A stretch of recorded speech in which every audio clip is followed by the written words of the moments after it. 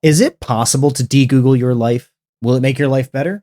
I announced my journey to de-Google on episode 232 of the High Tech Podcast, and here's an update on that. Listen to our full conversation ahead to see if you want to de-Google your life.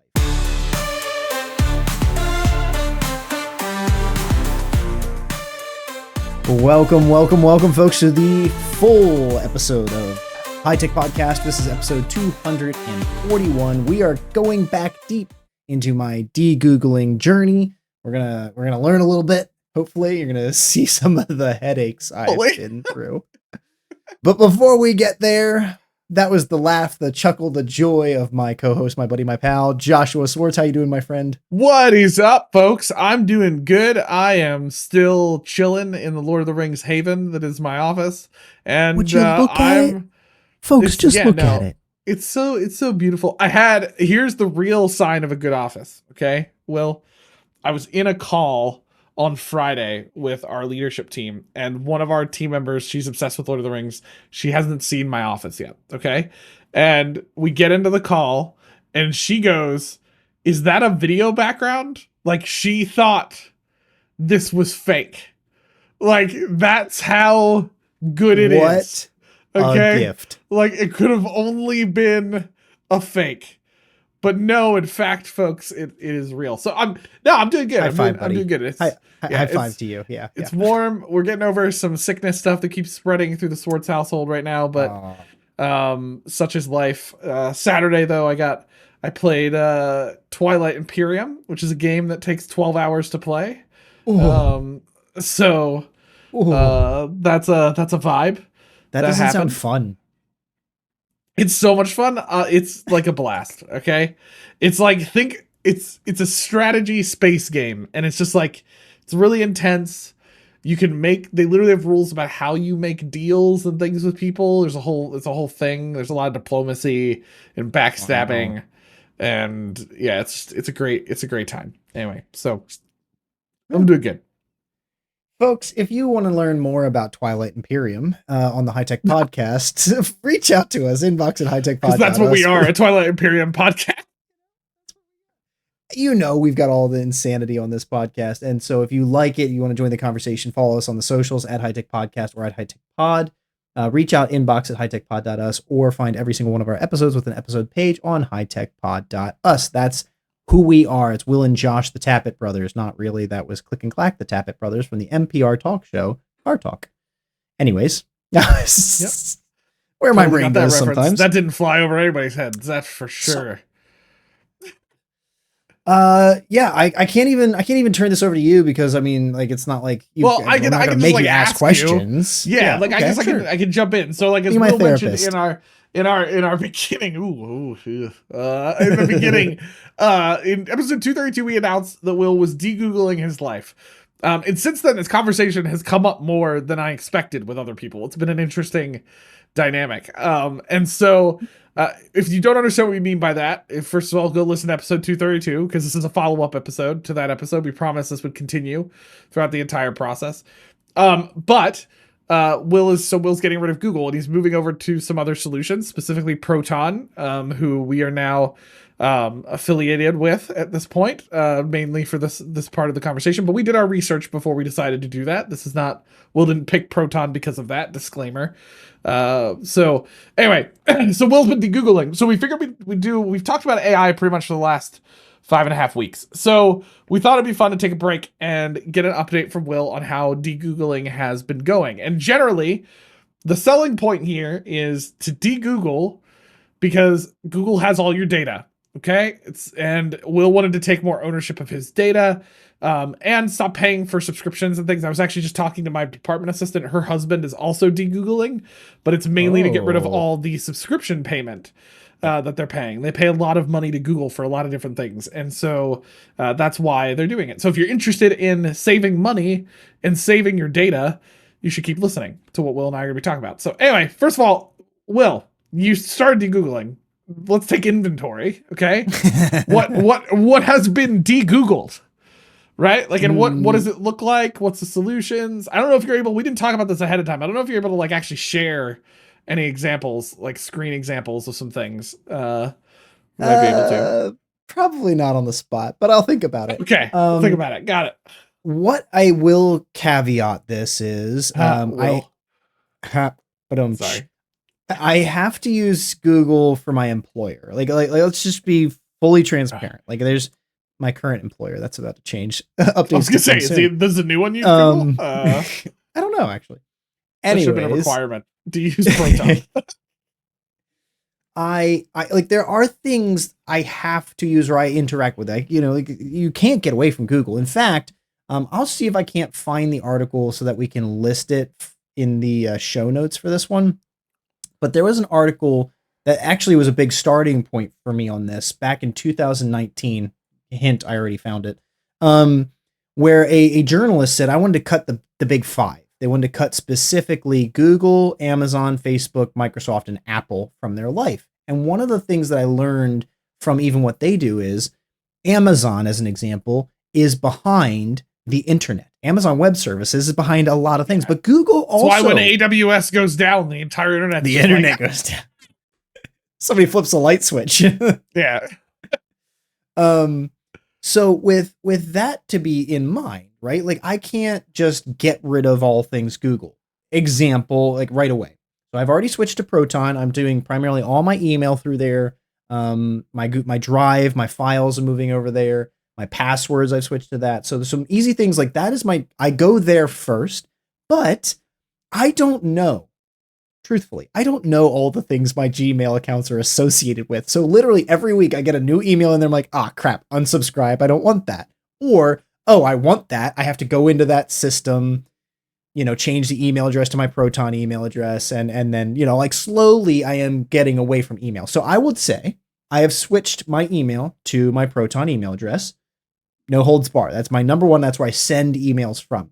But there's still plenty of stuff coming into my Gmail, and I will slowly delete it over time as I pull things out. Calendar, one of the things that's been tricky about the calendars, I have been leaving my job actively, my current employer, as of March 2026. So there's certain things that I've had already scheduled and calendared, and for so many different reasons, I haven't switched all over there. But like everything I'm doing new, I am putting on my Proton calendar. So I'm in that space right now. I'm doing a little bit of like both, and I'm living in both. And I purchased a family account for Proton. So it's actually for my wife, her sisters, and their husbands. The 6 of us are all in this family account. But not everybody else has come over because I'm still figuring certain things. So that's part of the process. It's a little slower than I like, but as I said, I've been actively leaving my current employer. It's been a long process for me. And so I've been a little busy. I haven't had time to really focus on it as much as I'd like to. So like right now what Will is to give an analogy, right? Okay, today I got home from work and we had our back screen door open because we have one now. It's fun. Love that. Like a deck. It's super great. It's super cool. But my son, Milo, figured out how to step out of the door and step back in. So he kept kind of just like straddling the door, like with one foot inside and one foot outside. So like that's what Will is right now. That's me. He's got one foot in the Google house and another foot on the outside, and the people in the Google house are like watching him like, what's he doing? What are you doing over there, buddy?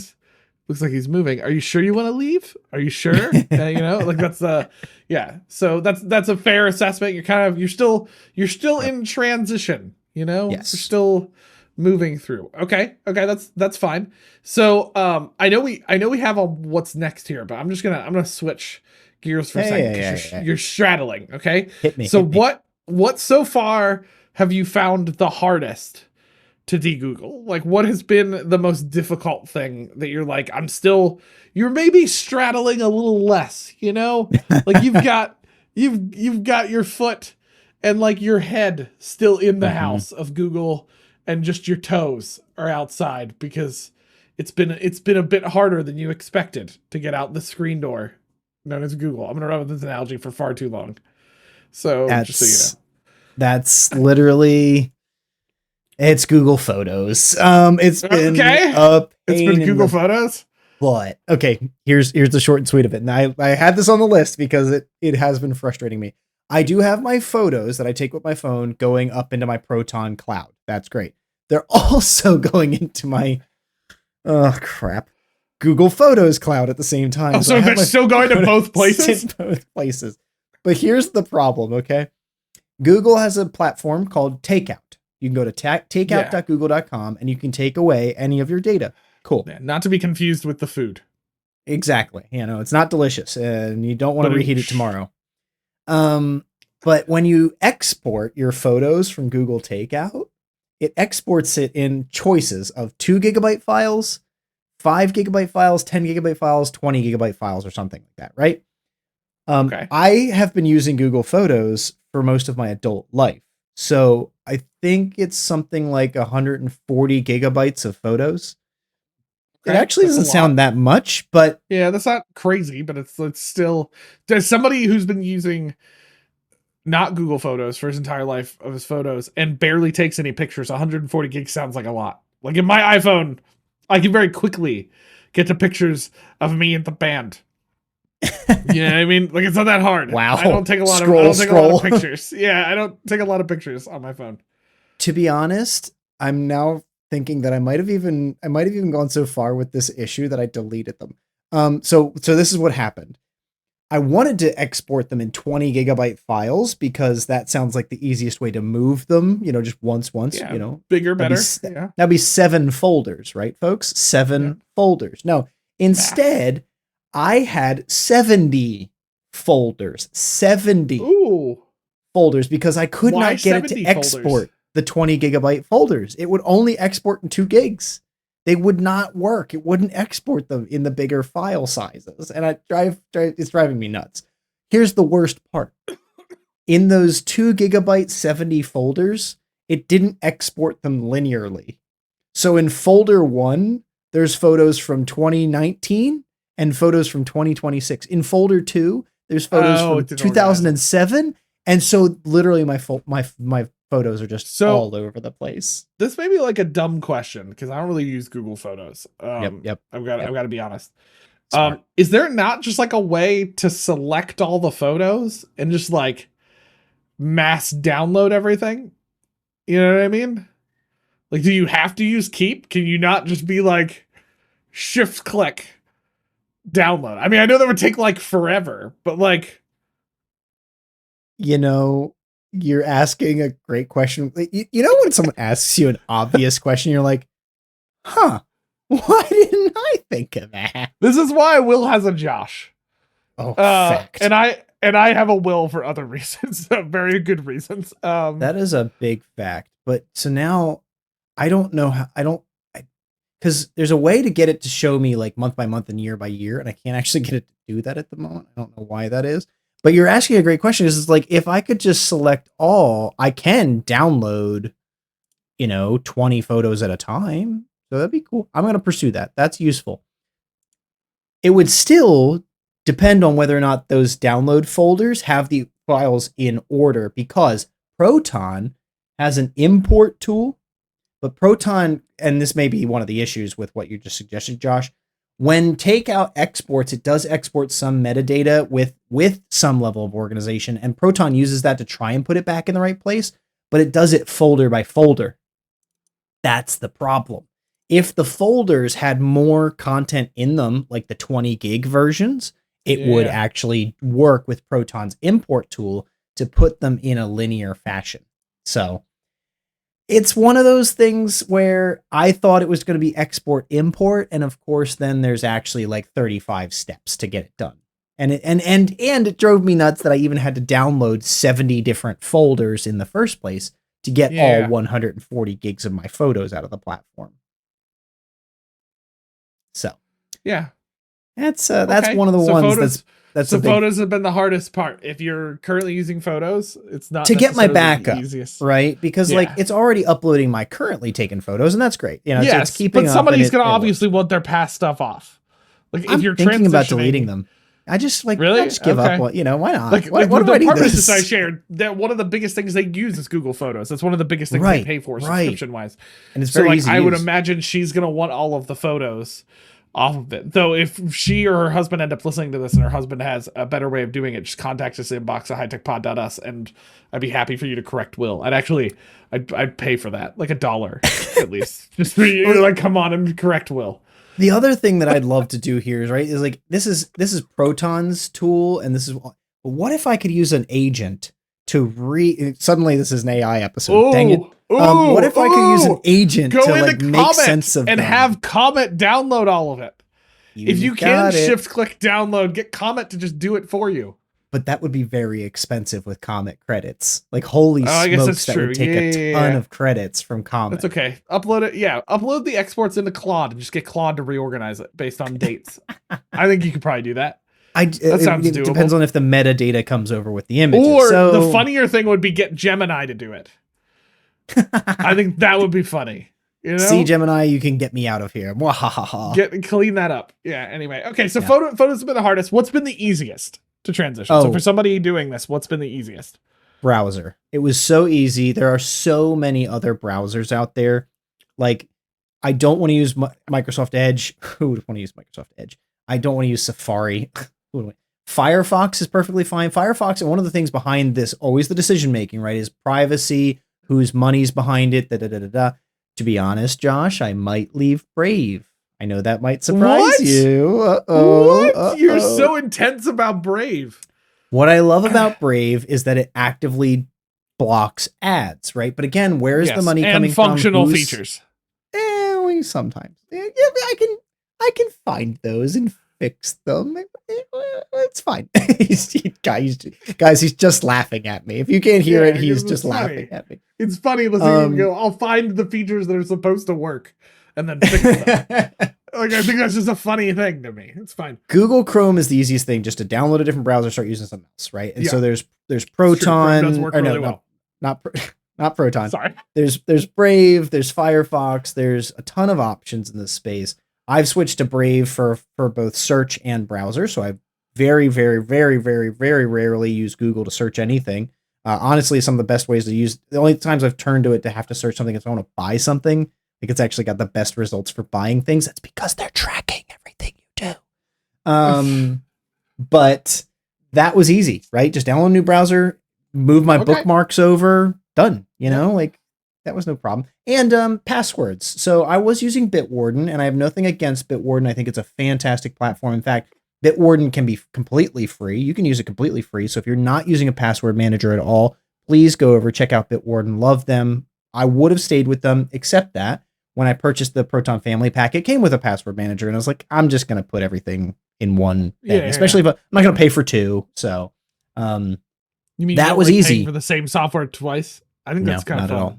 That's like a very academic or corporate thing to do, you know? Like, if you've got a big business with a lot of budget, might as well buy 3 project management software. The classic is put a ton of restrictions in so people can't pick stuff well, and then individual offices just pick whatever they want, and it ends up resulting in nobody knowing what's going on. Yeah, and that's where you end up having Jira, Asana, Trello, and Monday all operating in the same company's platform. I've never had that happen. Yeah, it's fun. Ever. Totally doesn't happen at all.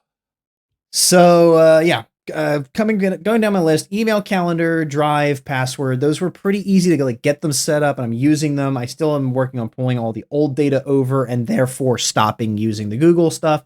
Search and browser, switched over to Brave, no big deal. I might be switching from Brave because I've read that Peter Thiel put money into Brave, and there's some concerns about Peter Thiel, and I don't know, Thiel, I don't, but I'm not as motivated by that at the moment. We'll see where I go with that. Photos is the big headache. Like, I literally don't know how to get my old photos over to Proton and have them make any sense. I could just bring them over and say, whatever, it is what it is. But I could literally have a photo from 2009 next to a photo from 2020, and that wouldn't be very helpful. So that's kind of where I am. What's next, though? I think an easy one is notes. And I'll fourth wall it right here. Josh said, what do you want to talk about in this episode tonight? And I was like, hold on a second. Let me bring up my notes. And he's like, what? And I was like, my Google Keep notes. So literally my note on de-Googling is in Google Keep notes. And I just love the irony. It hurts me so much.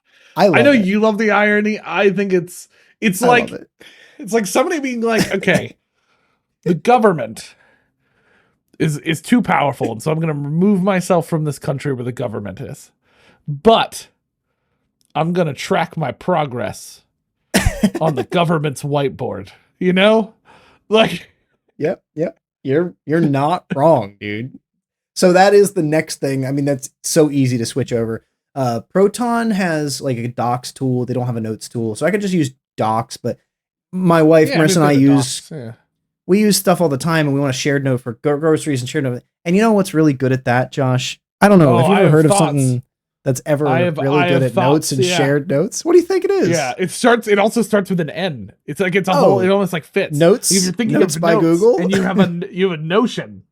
Oh, I have a notion about what I should do. Yeah. See, exactly. Right? Nailed it. Okay, so you're coming over to Notion. Josh, have you ever heard Notion before? I've never used it before in my entire life. Yeah. That's what I'm leaning towards for note taking, because it'd be really easy to set up like groceries and she and I can share things. We both already have it because we used it for high tech and harness tech and stuff.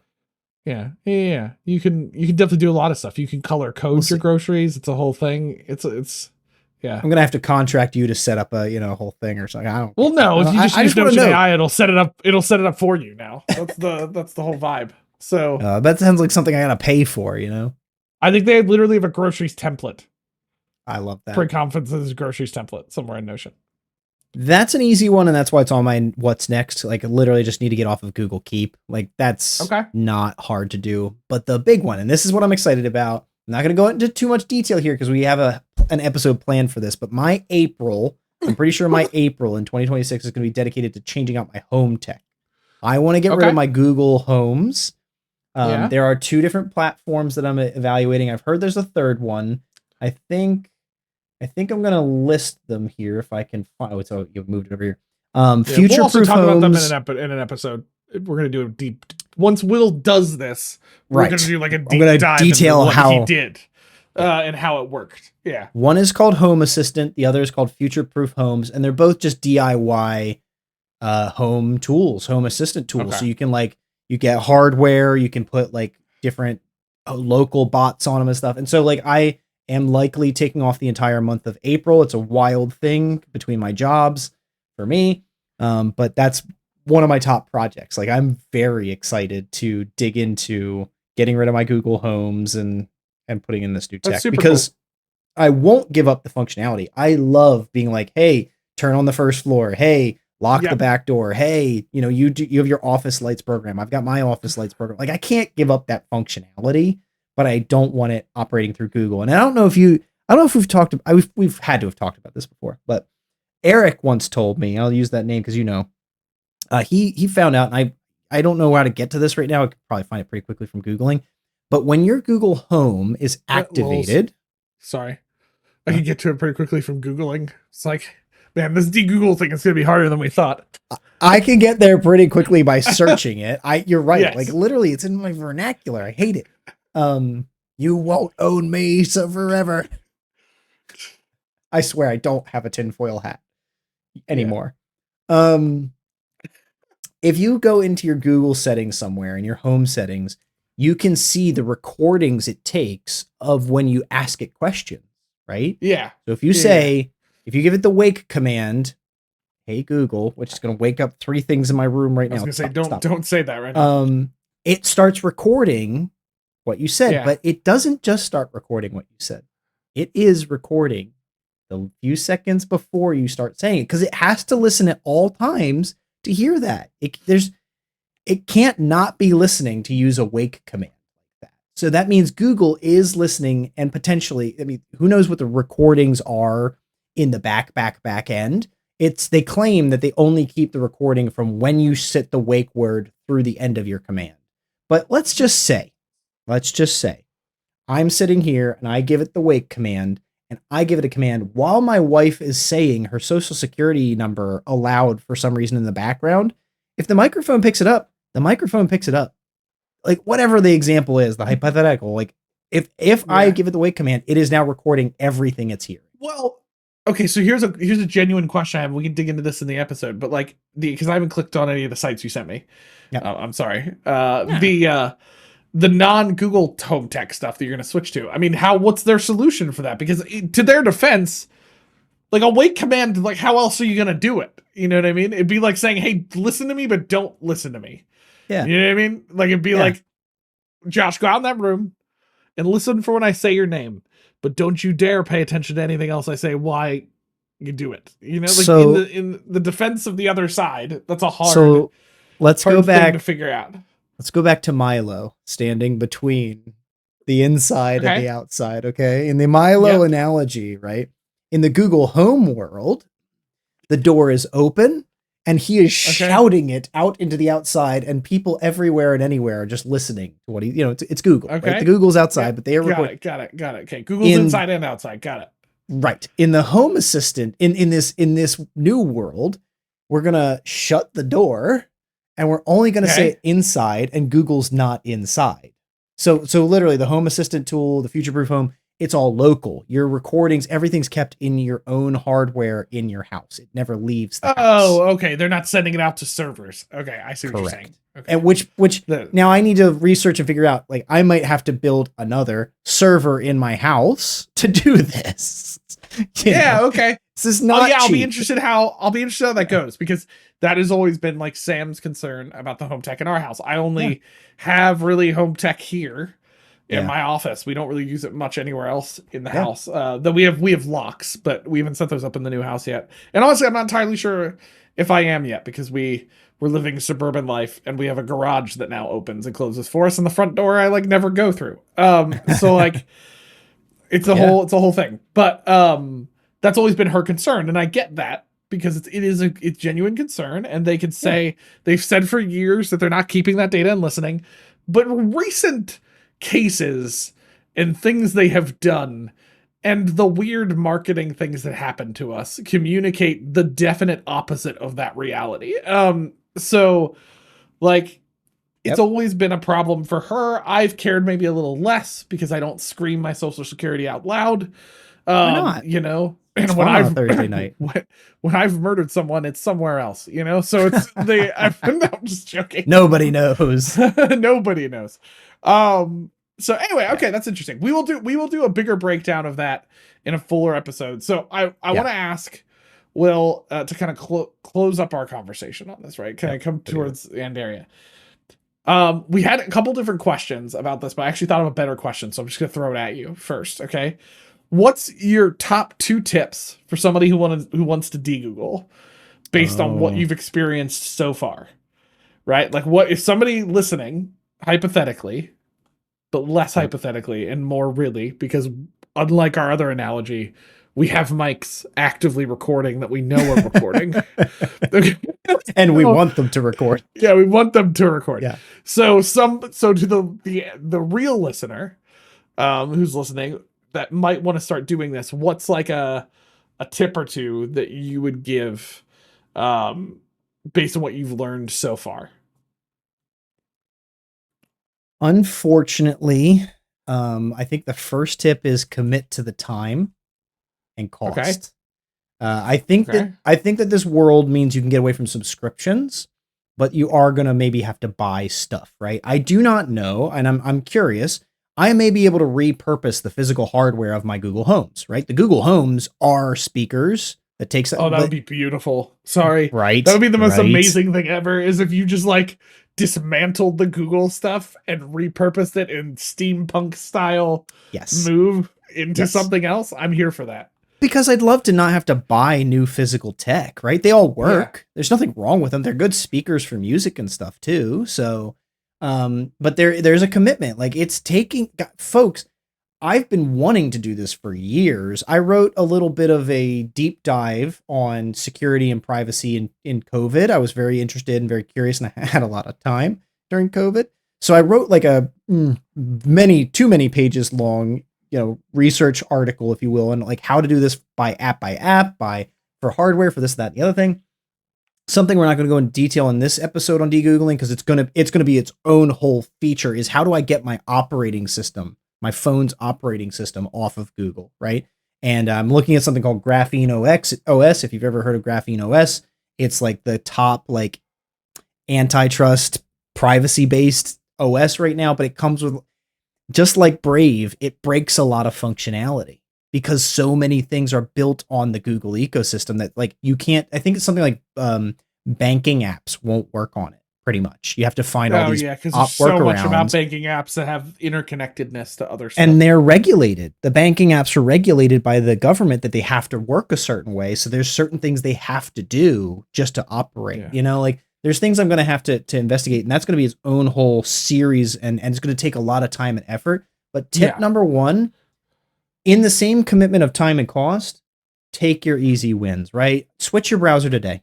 Just switch that takes 5 minutes. Like that is so easy. You can move your browser extensions as long as you're on something that's Chromium based. Like I brought all my extensions over, TextBlaze, Bitwarden, Proton Pass, etc. Adobe Acrobat, all that works inside of any modern browser, whether they're, Chrome or not. And stop using Google search, start page, Kagi, Braves search, there's a ton of actually like non-Google, non-big tech search engines. Those are quick and easy. So start there, but even with those, be ready. You think you're going to sit down to do something in 2 clicks, it's going to take 10. You're going to sit down to do something like switching your photos over that's going to take a little bit of time, and it's going to take 5 times as long. Like there's a commitment level here that you've got to be ready, but at the same level, don't get discouraged. Because if it takes a while, just do one thing at a time. Each step you do is going to make your life better that way. And I would note a lot of the costs Will's talking about is a lot of like upfront single costs, like his cost for Proton. And we're going to share those links, how you can get access to all of that stuff. That was a single cost that Will paid for. It wasn't like a subscription to Proton, right? It was a singular purchase of Proton stuff. It is. There are lifetime memberships and things like that they sell from time to time. I didn't get one of those. I purchased a 2-year agreement. So it keeps the costs lower, but it is technically a subscription. It's just not, it's not like the other ones. Yeah, definitely better. Okay. And search, Brave, browser, photos, none of those are extra costs. Those are easy to kind of move around and get off of. Now, the second tip I think would definitely be to find, like, I hate to just say go to the Reddit de-Google subreddit, because it's not the only place to get that kind of information, but listen to this podcast, share this podcast with folks, go to something where folks like this are doing it, because I have learned so much from that subreddit. At the same time, Reddit is already starting to have its own problems. It used to be a very free community, and they've started to provide more ads. They've started to do more restrictions. They've started to be more regulated. Clearly, Reddit was used to feed half of the LLMs that are out there. So you do have to be wary of... More like all of them. Most. You do have to be aware of that, but like when I found the de-Googling thing on Reddit, I was like, oh my gosh, there's so many things I didn't even think of to de-Google. And somebody will be like, hey, I'm trying to switch out Google Maps. What do you do? And that's where you find things like Here We Go, Co-Maps, Magic Earth, Zood. There's a ton of things in that space. The problem is none of them... Zood. I know, right? Like, what are these people doing? Z-O-O-D. We've been out of... Sorry, I mean, they might be a great software, but we've been out of names when we name our tools Zood. Yeah. It sounds like a villain in like a Pixar movie. Yeah. Or like a planet in a Disney Channel original movie, Yeah, you got it. Yeah. You got it. So that's been really helpful. Tip number 1, commit to the time, commit to the cost. It is what it is. If you want to get, and I say it is what it is because it's worth your privacy, in my opinion. Like if you are not paying for something, you're the cost. Well, the other part of this is there's a huge knowledge barrier to how to do this stuff. Folks, 6 months ago, I knew nothing about servers. Last month, I set up my own home server. Okay, Google, dang it. Searching things. My phone lit up. Dang it, stop. Searching things and AI have made it so easy to figure this stuff out. But there's a lot of resources out there.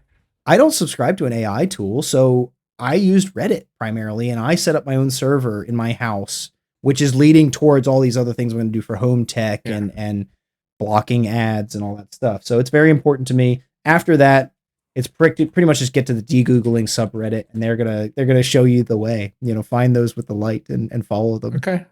Let's make sure to drop that link in the notes for the subreddit, because I can link to it in our episode page. Yeah, it's pretty easy.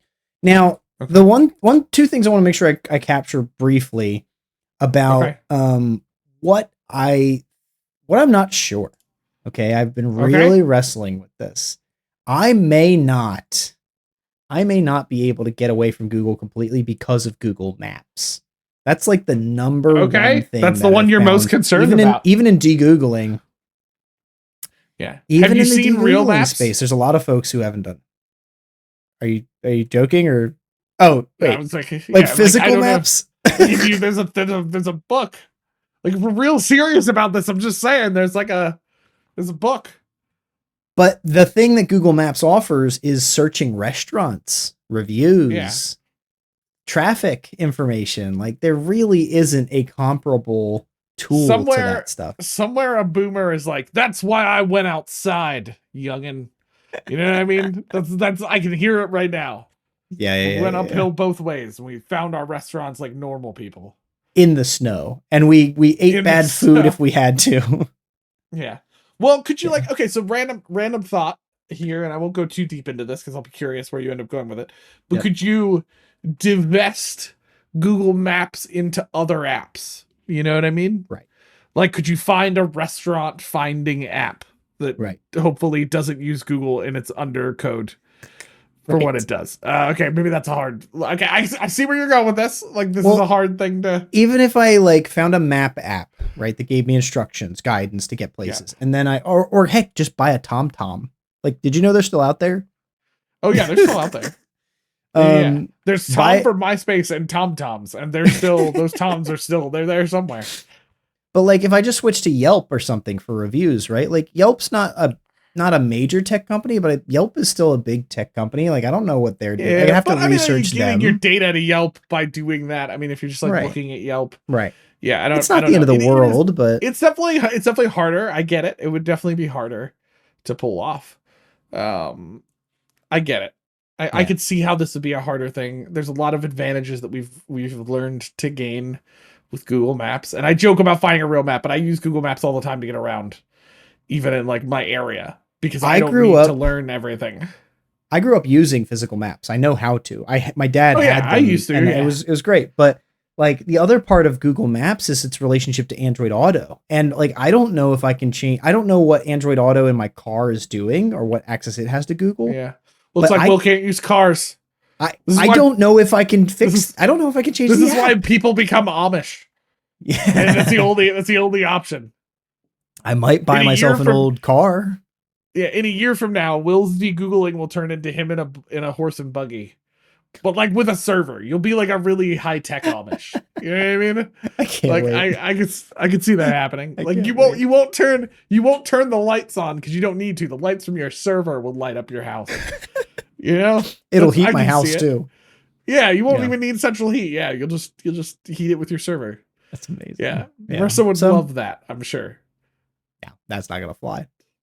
That's a little bit of my update where I'm at. I think that folks could definitely follow behind, ask questions. Feel free to jump on the high tech train with me here and get a little low tech on a few things. But I'm not trying to lose functionality. I'm trying to change my vendor. I'm trying to change my provider. And that's what has been a really useful challenge. Yeah, very cool. So if you're interested in that, go check out this episode page at hightechpod.us. We'll link out to some of that stuff Will talked about, like the de-Googling Reddit threads, and some other stuff as well, including Will's social security. We'll also provide that on the. I'm just joking. But go check that out at hightechpod.us. Just a reminder again, you can find us on all the socials at High Tech Podcast. You can email us inbox at hightechpod.us, or you can find our website, hightechpod.us. All right, folks, that's a wrap on another week.